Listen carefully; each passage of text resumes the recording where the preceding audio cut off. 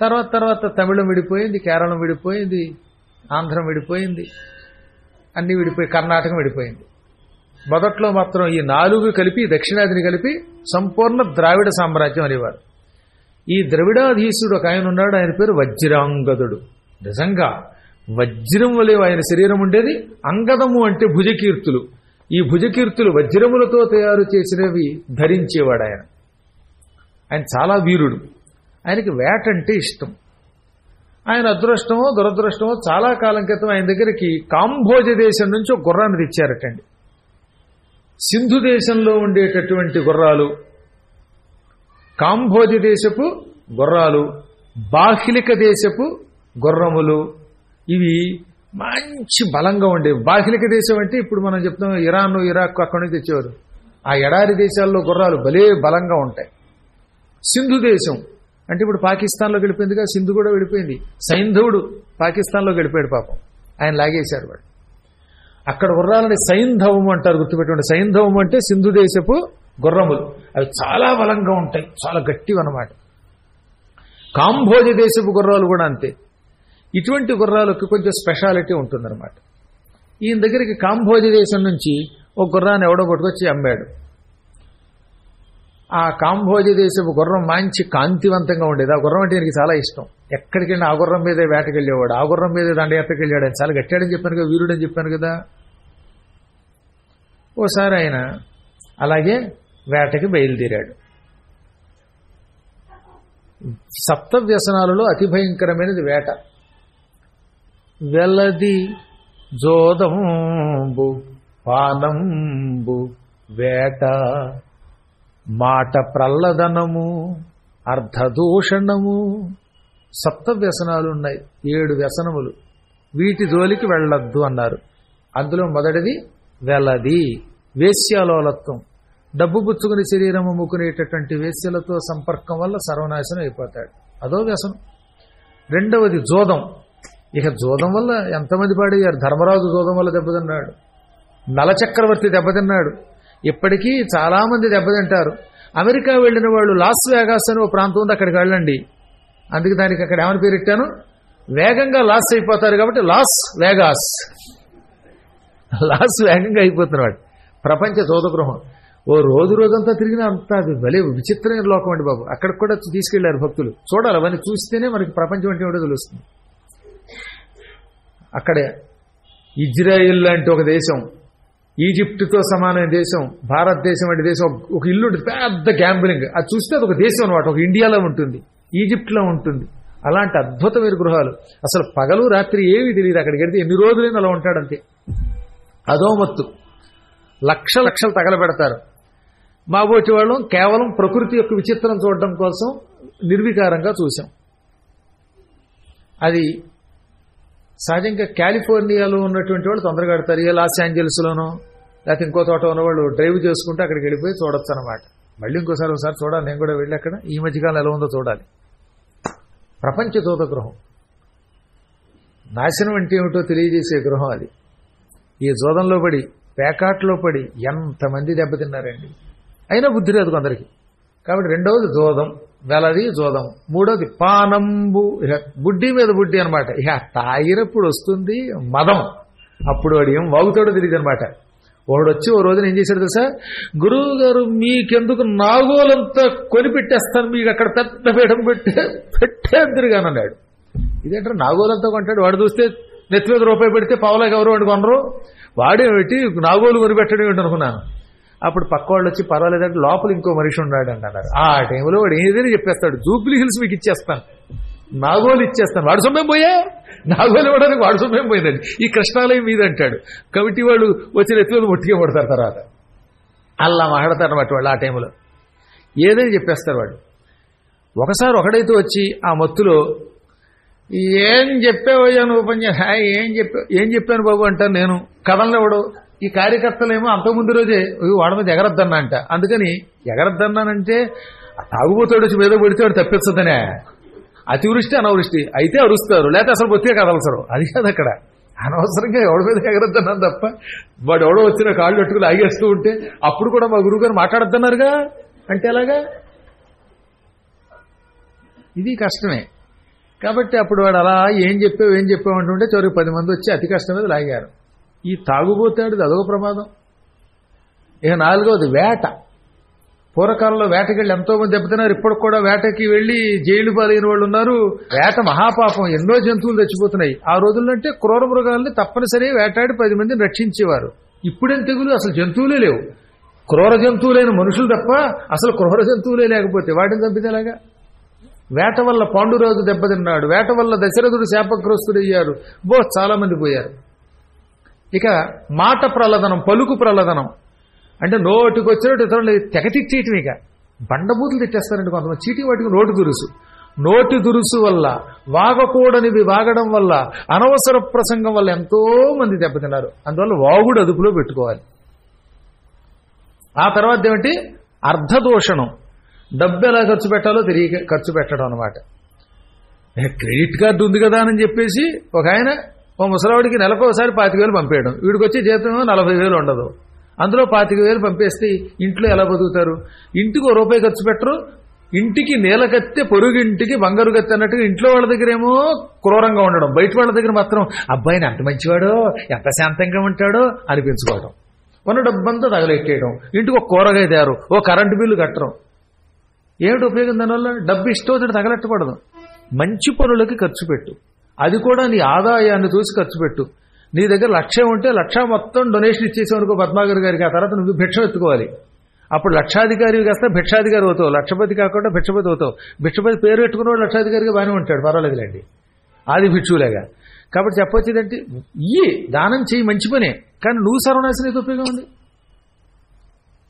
కాబట్టి మన పెద్దలు ఆచితూచి నడుచుకున్నారు. మంచి పనికి ఎంత ఖర్చు పెట్టాలో అంత ఖర్చు పెట్టాలి. అనవసరమైన చోట ఖర్చు పెట్టకూడదు. ఖర్చు ఎక్కువ పెట్టకూడదు, తక్కువ పెట్టకూడదు. పిసినుగుట్టుతనం ప్రమాదం, విపరీత దానము ప్రమాదమే. ఈ రెండు వద్దు. అది అర్ధదోషణం అంటే. డబ్బుని పాడు చేయకు. వస్తున్న రోజుల్లో ఇష్టవుదడు తగలేయకు. సినిమాలకి, షికార్లకి, చెత్తకి, పలావులకి, సాయంకాలం పూట బడ్డీ కొట్లకి ఖర్చు పెట్టదు. బడ్డీకి బుడ్డీకి ఖర్చు పెడితే ఆ తర్వాత బుడ్డి పగిలిపోయినట్టే, మొత్తం డబ్బంతా పోతుంది. అది అర్ధదోషణం. అక్కడికి వెలది, జోదము, పానము, వేట, పలుకు ప్రల్లదనము, అర్ధదోషణం. చివరిది దండపారుష్యం. 7వది దండపారుష్యం. తప్పుకి తగిన శిక్ష వెయ్యాలి. చిన్న తప్పుకు పెద్ద శిక్ష వేయుట, పెద్ద తప్పుకి అసలు శిక్ష వేయకుండా ఉండుట, ఇవి దోషం. పిల్లలు ఏదో ఏడిస్తే చితకొడి చంపేస్తామా? చితకేసి చింతపా బరిగితో బాగుతామా? పాపం అన్నం దొంగతనం చేసిన వాడికి, లేకపోతే ₹1 తిండి కోసం దొంగతనం చేసిన వాడికినేమో 7 ఏళ్ళు జైలు శిక్ష. మొత్తం ఊళ్ళు లాగేస్తున్నారు రాజకీయ నాయకులు. ఒక్కడికి జైలు శిక్ష ఉండదు, బెయిల్ మీద తిరుగుతారు, హాయిగా ఎలక్షన్లో నిలబడి నెగ్గేస్తారు. ఇదా న్యాయం?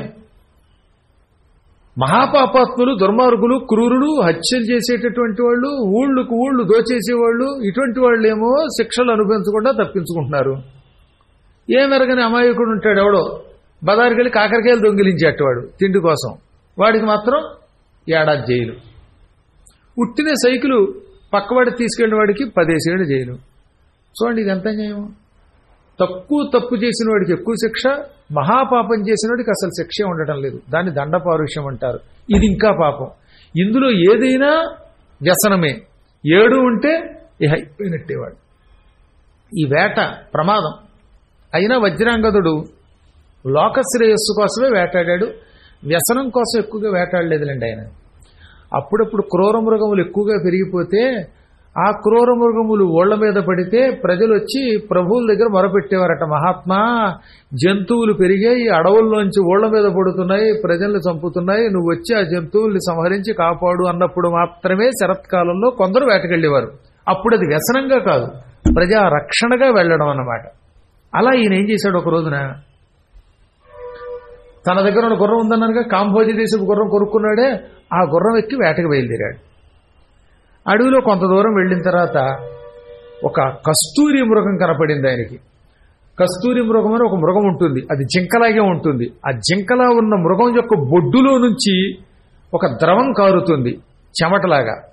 ఆ ద్రవం కస్తూరి అని పిలువబడుతుంది. పరమ సువాసనగా ఉంటుంది. అదనమాట మనం తిలకంగా పెట్టుకున్నా, ఒంటికి పూసుకున్నా మనకి సువాసన ఇచ్చేటటువంటి ద్రవం. అది కస్తూరి అని పిలువబడే ఒక జింక నుంచి మృగం నుంచి వస్తుంది. ఆ మృగాన్ని కస్తూరి మృగం అంటారు. కృష్ణుడికి ఎంత ఇష్టం, కస్తూరి తిలకం లలాట పల్లకే అని ఆయన గురించి లీలాసుకుడు రాశాడు ఈ శ్లోకం. ఈ శ్లోకం రాసిన వాడి పేరు లీలాసుకుడు. ఆయన అసలు పేరు బెల్వమంగళుడు. చింతామణి అనే ఒక వేశ్య యొక్క వ్యామోహంలో పడి ఆ చింతామణి వల్లే బుద్ధి తెచ్చుకుని కళ్ళు పోగొట్టుకుని ఆ తర్వాత కృష్ణుడి యొక్క మంత్రం ఆవిడ దగ్గర పొంది కృష్ణస్మరణ చేసి కొత్త కళ్ళు పొంది లీలాసుకుడనే పేరుతో కృష్ణకర్ణామృతం రాసిన మహానుభావుడైన అదే మృగమద తిలకం అంటారు, లేదా కస్తూరి తిలకం. మృగం యొక్క మదం అన్నమాట అది. ఆ మదం బయటకు వస్తుంది. చిత్రం ఏంటి తెలుసా, బహిష్టు కాలంలో స్త్రీ నుంచి వచ్చినట్టుగానే దాని యొక్క ఆడజింక దగ్గర నుంచి యోని నుంచి బయటకు వస్తుంది ఈ మృగమదం. అదే మగదానికైతే బొడ్డులో నుంచి వస్తుంది. ఈ రెండు అద్భుతమైన సువాసన ఇస్తాయండి. అసలు చిత్రం అది. అదే భగవంతుడి సృష్టి. అలాగే పునుగు పిల్లను పిల్లి ఉంటుంది. ఆ పిల్లి నుంచి కూడా ఇలాగే అది బయట ఉంటుంది నెలకోసారి 3 రోజులు. అందులోంచి బయటకు వచ్చేటటువంటి ద్రవం పునుగు అని పిలువబడుతుంది. అది ఎంత ఇష్టమో వెంకటేశ్వరుడికి, పరమ సువాసనగా ఉంటుంది. కస్తూరి, ఈ పునుగు, జవ్వాజి ఇవన్నీ సుగంధ ద్రవ్యాలన్నమాట. రాధాదేవికి ఎంత ఇష్టమో ఈ మృగమదం అంటే. మృగమద తిలకం లిఖతి సపులకం మృగమివ రజనీకరే. ఎంత అందంగా రాస్తాడో భక్తజేయుడు. మృగమద తిలకం లిఖతి సపులకం మృగమివ రజనీకరే రమతే యమునా పులినవనే రమతే యమునా పులినవనే. యమునా నది యొక్క ఇసుక తిన్నెల్లో, యమునా నదీ తీరంలో ఇసుక తిన్నెలు ఉంటాయి కదా. పులినము అంటే ఇసుక, పులినవనే ఇసుక తీరంలో ఇసుక తిన్నెల దగ్గర ఉన్న అడవిలో రమతే రమిస్తున్నది. ఎవరు? రాధాదేవి. కృష్ణుడి కోసం అక్కడ విహరిస్తున్నది. ఆవిడేం చేస్తోంది? మృగమద తిలకం, ఈ కస్తూరి మృగం నుంచి వచ్చిన కస్తూరిని ఒంటికిలా పూసుకుంటోందిట, ముఖానికి. అది ఎలా ఉంది? రజనీకరే, చంద్రుని యందు మృగమివ జింకలా ఉందిట. చంద్రుడిలో జింక కనపడుతుంది కదా మచ్చ. ఆవిడ ముఖం చంద్రబింబంలో ఉంది. అక్కడింత కస్తూరి పెట్టుకుంది. ఆ కస్తూరి పెట్టుకోవడం ఎలా ఉంది అంటే చందమామలో మచ్చలా ఉందిట. ఎంత అందమైన వర్ణనండి. సహజంగా ఆవిడ ముఖం చంద్రబింబంలో అందంగా ఉంది. ఈ అందమైన ముఖంలో కాస్త కస్తూరి తిలకం పెట్టుకుంది. ఈ కాస్త తిలకం ఎలా ఉందన్నమాట? చంద్రుడిలో మచ్చలం ఉంది. చంద్రుడికి మచ్చ అందం, ఈ ముఖబింబానికి కూడా అది అందం. అది ఊహ అంటే. కస్తూరి తిలకం కూడా చందమామలో జింకలా ఉందట. అది జింక, కుందేలు అని వర్ణిస్తారు కదా. అందుకే శశాంకుడు మృగాంకుడు ఆయన. అంత ఊహ. అసలు భక్తజయదేవుడి యొక్క గీతములకు ఎంత అర్థం చెప్పినా తీరదు, తనివి తీరదు. శరీరం ఒక రకమైన పులకింతలోకి వస్తున్నట. అందుకే ఆవిడ పులకిస్తుందని అంటాడు. ఆవిడ పులకముతో ఆనందంతో గగురుపోటుతో లిఖతి బొట్టు పెట్టుకుంటోందట. ఏమిటది? మృగమద తిలకం, కస్తూరిని తిలకంగా పెట్టుకున్నది అని. చాలా అందమైన గీతాల్లో ఇది ఒక గొప్ప అష్టపద అనమాట. రమతే యమునా పులినవనే విజయీ మురారి రధునా విజయీ మురారి రధునా విజయీ మురారి అధునా రమతే యమునా పులినవనే రమతే యమునా. ఆ రమించటం, యమునా నది తీరంలో ఉండడం, అక్కడ యమునా నదీ తీరంలో విహరిస్తున్నటువంటి మురారిహి, మురాసురుణ్ణి చంపినటువంటి కృష్ణుడు విజయీ, విజయమును పొందుగాక అని అద్భుతమైన కీర్తన రాస్తాడు. సరే, ఏది ఆమెనా ఇంతకీ కస్తూరి వచ్చేటటువంటి మృగాన్ని కస్తూరి మృగం అంటారు. అటువంటి కస్తూరి మృగం ఒకటి అక్కడ కనపడింది. అబ్బా, అక్కడ దాని బొడ్డు నుంచి వస్తున్న కస్తూరి ఘుమఘుమలాడిపోతున్నది, మహాద్భుతమైన సువాసన ఇస్తున్నది. ఆ ప్రాంతమంతా పరిమళంతో నిండిపోయిందనమాట. పరిమళంతో నిండింది. ఈ రాజుగారికి మతిపోయింది. శివపూజాధురంధరుడి రాజు. ఈ వజ్రాంగదుడికి శివభక్తి చాలా ఇష్టం. శివుడికి కస్తూరితో అభిషేకం చేస్తే ఎంత బాగుంటుంది. ఈ కస్తూరి పట్టికెళ్ళి శివలింగం మీద రాస్తే శివుడు అంత ఆనందం పొందుతాడు.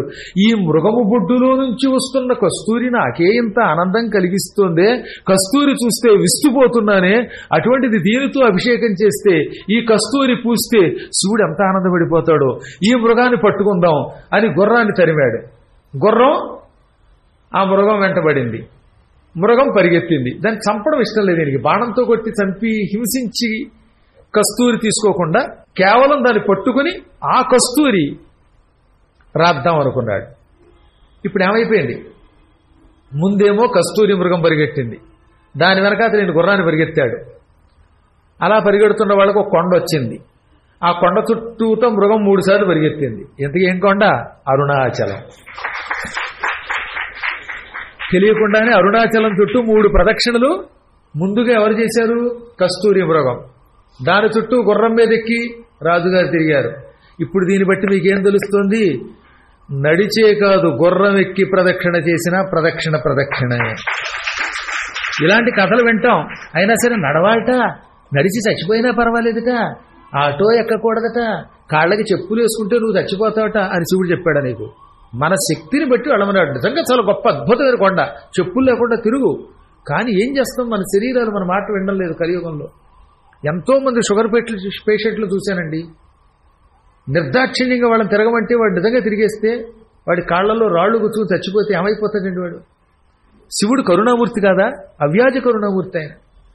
ఏ వంకతో అయినా ప్రదక్షిణ చేస్తే ఎంతో అనుగ్రహిస్తాడు ఆయన. ఇది చెప్పారు కదా, కీటాహ పతంగాహ, కీటకములు, పక్షులు, జింకలు, చిన్న చిన్న క్రుములు, అవి కూడా చుట్టూ తిరుగుతూ ఉంటే అనుగ్రహించే అరుణాచలేశ్వరుడు అవ్యాజ కరుణామూర్తి. మనం ఒకవేళ ఆరోగ్యం బాగాలేక చెప్పులు వేసుకోకుండా తిరగలేకపోతే చెప్పులు వేసుకు తిరిగితే కొడతాడు ఆయన. అలా కొడితే ఆయన ఈశ్వరుడా? ఆ ఈశ్వరుడికి ఎంత చాలు. అందులో అరుణాచలేశ్వరుడు ఇంకా కరుణామూర్తి అని ఎన్నోసార్లు చెప్పాను మీకు. అరుణాచలం ఒక అద్భుత జ్యోతిస్వరం, ఓంకార స్వరూపం. అది ఉపనిషత్తుల్లోనే వచ్చే నాదస్వరూపం. అది అనేక దివ్యమైన శుభములకు నిలయమది.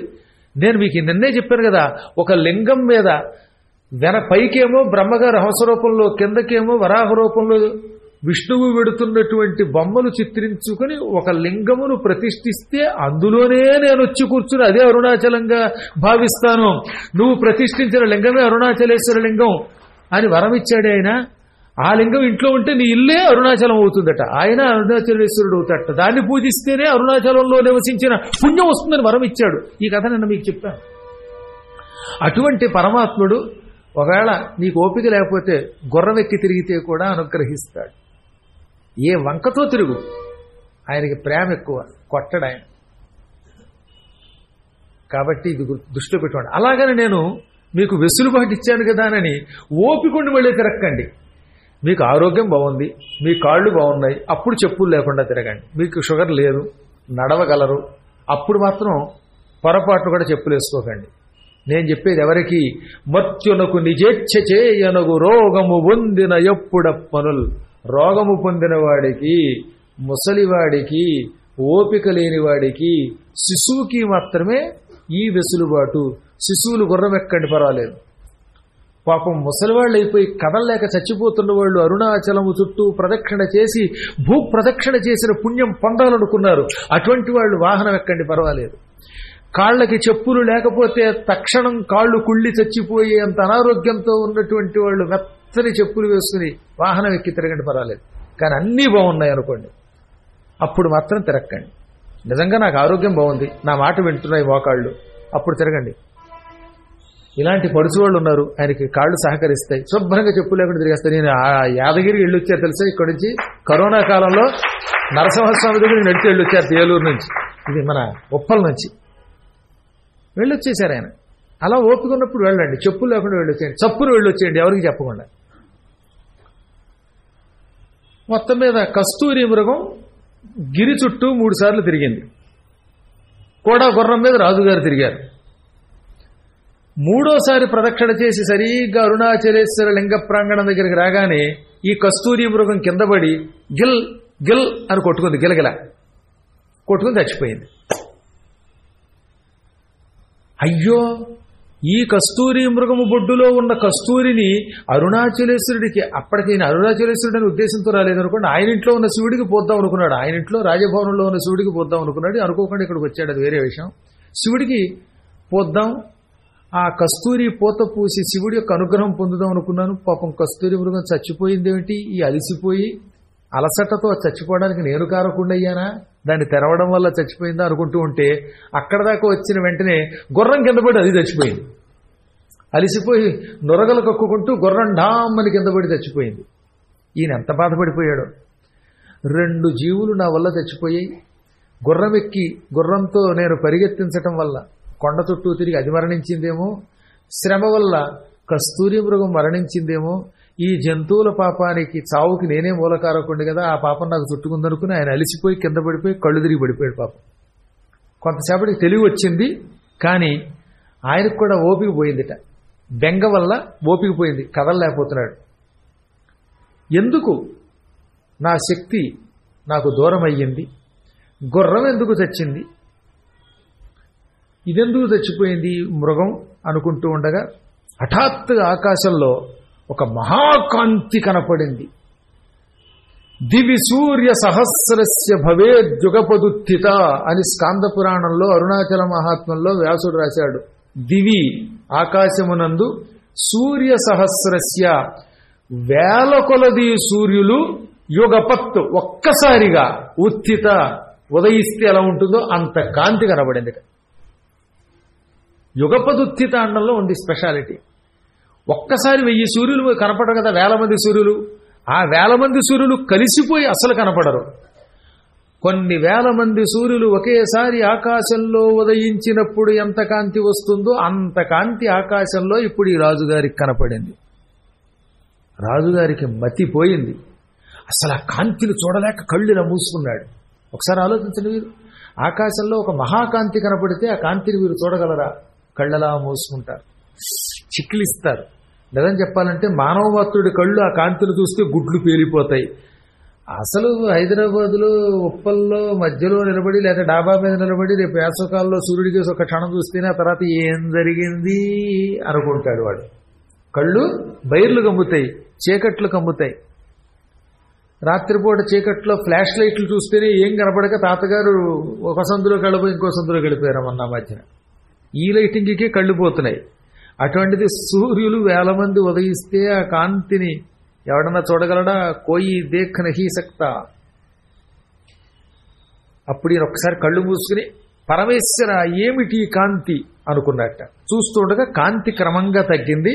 ఆకాశంలో 2 విద్యాధరులు కనబడ్డారు. వాళ్ళు విద్యాధరులు, సురలు, సిద్ధులు, సాధ్యులు, కిన్నరులు, పన్నగులు, యక్షులు, చారణులు, అసురులు, విద్యాధరులు. వీళ్ళంతా దేవతల్లో ఓ జాతి వాళ్ళు.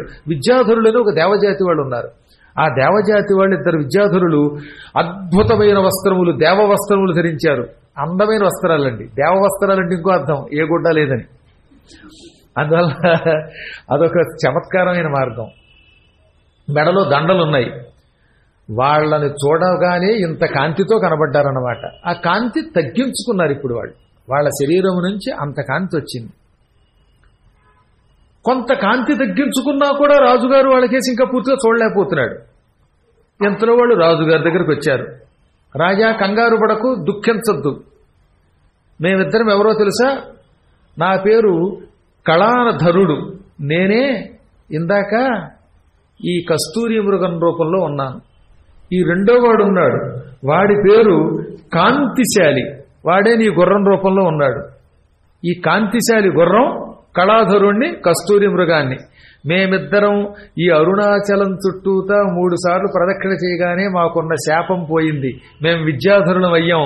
మా శాపం తొలగగానే ఈశ్వర కటాక్షం వల్ల ఇంత కాంతి వచ్చింది. దీన్ని బట్టి ఈ అరుణాచలమునకు ప్రదక్షిణ చేస్తే వాడు ఎలాంటి తేజస్శాలి అవుతాడో చూడు. అరుణాచలంలో అడుగు పెట్టడం ఒక తపస్సు, చుట్టూ గిరి ప్రదక్షిణ చేయడం మరో తపస్సు. గిరి చుట్టూ ప్రదక్షిణ చేసిన వాడు సూర్యుడి కాంతిని మించిన కాంతితో ప్రకాశిస్తాడు. ఎందుకంటే ఈశ్వరుడంటే మహాకాంతి స్వరూపుడు. అసలు ఈశ్వరుడికి గుణం లేదు, రూపము లేదు, కర్మ లేదు. ఆయన చైతన్య స్వరూపుడు, ఆయన చిచ్చక్తి అనగా ఇంత అని చెప్పడానికి వీలు కాని చైతన్యమును కలిగించే ఒక మహాద్భుత కాంతి అనమాట. ఆ తేజస్సే శివుడు అంటే. అదే అరుణాచలంలో నింపాడు ఆయన. అందువల్ల కాంతి స్వరూపులం అయిపోయాం మేము శివుడి చుట్టూ ప్రదక్షిణ చేస్తే. ఇదంతా నీదయ్య కూడా. నువ్వు ఈ మృగాన్ని తరిమావు, ఆ వెంట గుర్రం మీద వెళ్ళావు.